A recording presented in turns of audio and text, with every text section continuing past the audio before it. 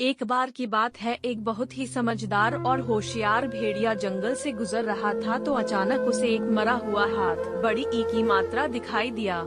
भेड़िया ने अपने पंजे से उसकी चमड़ी काटने की बहुत कोशिश करी, परंतु चमड़ी बहुत ठोस होने के कारण उसे काटना या उधेड़ना उसकी शक्ति से बाहर की बात थी। अचानक एक बब्बर शेर वहां आ गया। तभी भेड़िया शेर से बोला, महाराज, मेरे मालिक, मैं तो सिर्फ आपके लिए ही इसकी रखवाली कर रहा था कि कब आप यहाँ आए और मैं आपको यह भेंट दे सकूं।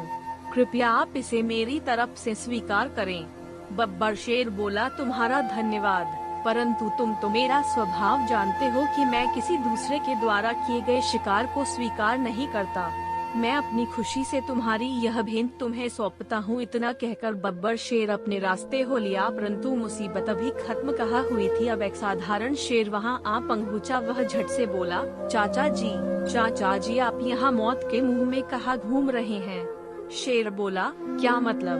भेड़िया बोला, चाचा जी, इस हाथी को बब्बर शेर ने मारा है और मुझे इसकी रखवाली करने के लिए यहाँ छोड़ा है। जाते जाते राजा जी मुझे यह कह गए थे कि अगर कोई शेर इधर उधर से गुजरे तो मुझे सूचित कर देना।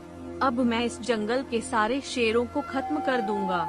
इतने सुनते ही शेर की हवा सरक गई। उसने कहा, मेरे प्यारे भतीजे, अब तो तुम ही मुझे बचा सकते हो। अगर मेरे बारे में तुम राजा जी को सूचित नहीं करोगे तो मैं बच जाऊंगा। अच्छा तो मैं खिसकता हूँ। यह कहते हुए शेर रफू चक्कर हो गया। उसने जाने भर की देर थी कि एक चीता वहाँ आन पड़ा। भेड़िए ने मन ही मन सोचा कि इसके दांत बड़े नोकीले हैं, क्यों न हाथी की चमड़ी इसी से कटवा लूं। बस फिर क्या था, वह झट से बोल, आकार, क्यों भानजे, कहाँ रहे? इतने दिन बड़े समय से नजर नहीं आए। और क्या बात है, बड़े कमजोर और भूखे लग रहे हो। देखो, यह जो हाथी है, इसे बब्बर शेर ने मारा है और मुझे इसका रखवाली करने के लिए कहा गया है।